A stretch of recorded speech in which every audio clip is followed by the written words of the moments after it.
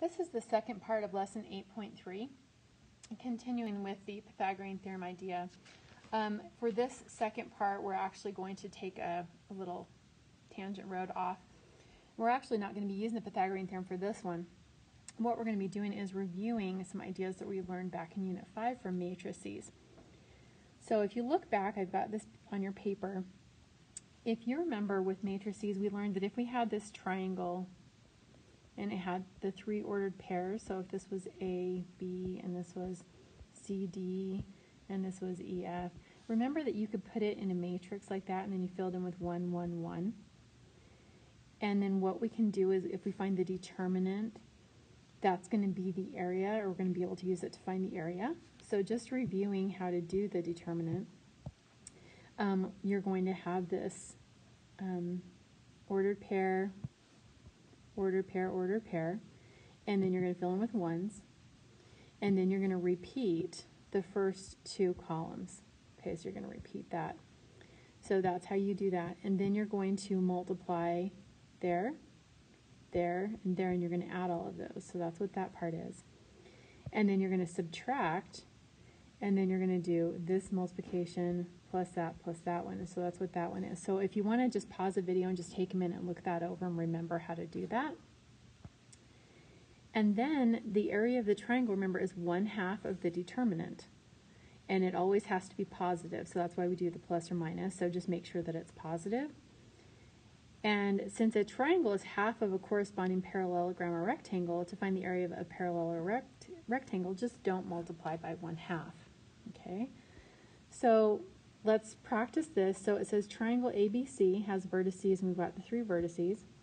Prove or disprove this triangle is a right triangle. Now, first off, you notice it's the same thing we did back in number 4, but we don't have a grid. It says you must show calculations to prove your conclusion. Okay, so in order to prove it's a right triangle, I have to show slopes. I have to show that slopes are perpendicular. So let's find the slope of A to B. So to find the slope of A to B, I'm going to do y minus y over x minus x. Remember, we've done that a lot. So I do 2 minus 8 over -1 minus -4. So that's going to be -6 over 3, which is -2. Okay, that's my slope of AB. Now we're going to find the slope of BC. So that's going to be y minus y over x minus x. So 6 minus 2 over 7 minus -1. So that's 4 over 8, which is 1/2. Look at those two right there. That shows that AB is perpendicular to BC, so I have a right triangle. So my conclusion, so I'm going to say since AB is perpendicular to BC, then triangle ABC is a right triangle.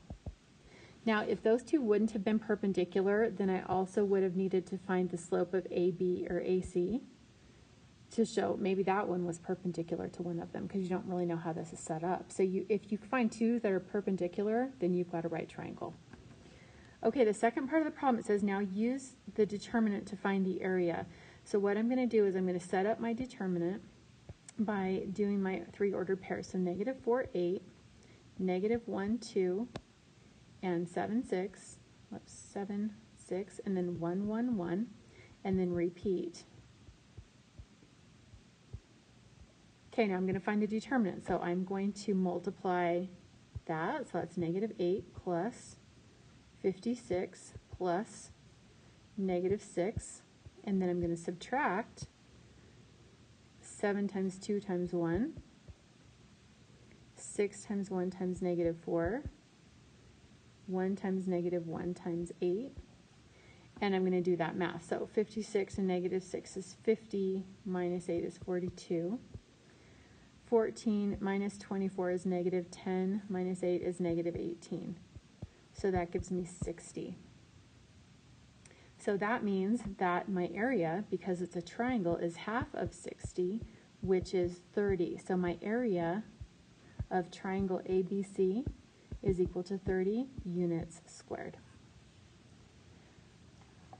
So I know I might have gone through that a little too fast. So you're welcome to pause this and go back and re-examine that and make sure that you're able to do that. Okay, and then the last question, same thing, but this time it's a quadrilateral. Okay, so I've got 4 points. So first you're going to prove or disprove that it's a rectangle. So again, to show that it's a rectangle, I have to have 90-degree sides. So my rectangle would have to be ABCD. You cannot name a triangle or a rectangle out of order. You can't go like A, B, C, D. It has to be in order. So I could say A, B, C, D, but I cannot like jump around. So I'm going to need to show that AB is perpendicular to AD. So AB and AD have to be perpendicular. I also have to show that AB and BC are perpendicular. So AB also has to be perpendicular to BC. And then I have to show that DC is perpendicular also. So I need to find the slopes of all of them. And I need to show opposite reciprocals. So let's go ahead and find AB. So I'm looking at these. So I'm going to say y minus y over x minus x. So negative 4 minus negative 2 over negative 3 minus negative 1. So watch your signs here. And you're going to get 1. So the slope of this one is 1. Now obviously my picture is not to scale. I just sketched that out.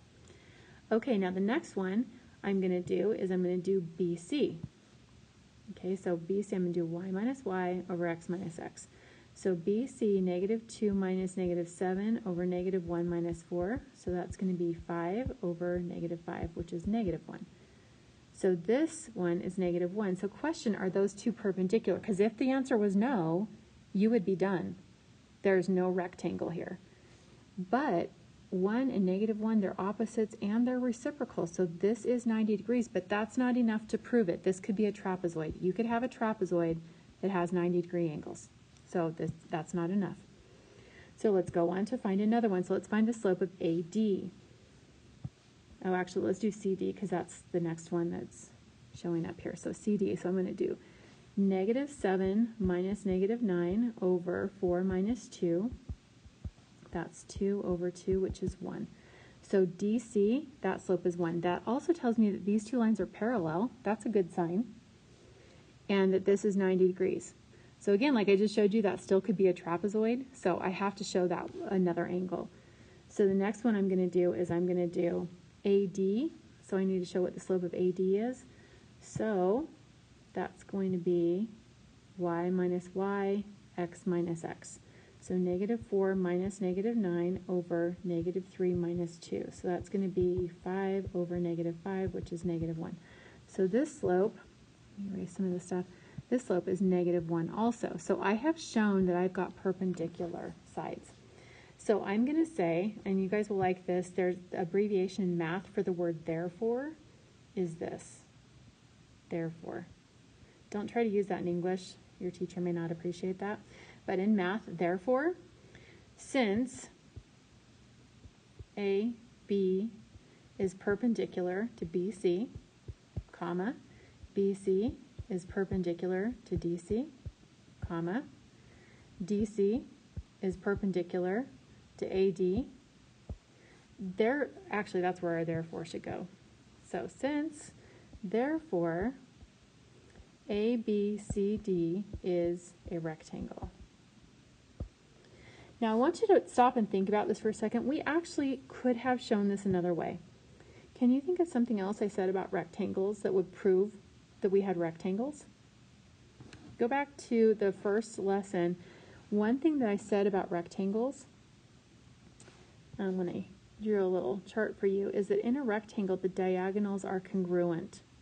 So actually, another way you could have done this, so if you didn't want to do all of that, what you could have done, actually I'm going to erase that just so I can show you. You don't have to write this down also, but you could have alternatively found the distance or the length of AC and the length of DB, and if they were equal, then that would be enough to prove that it's a rectangle. So you could use your distance formula.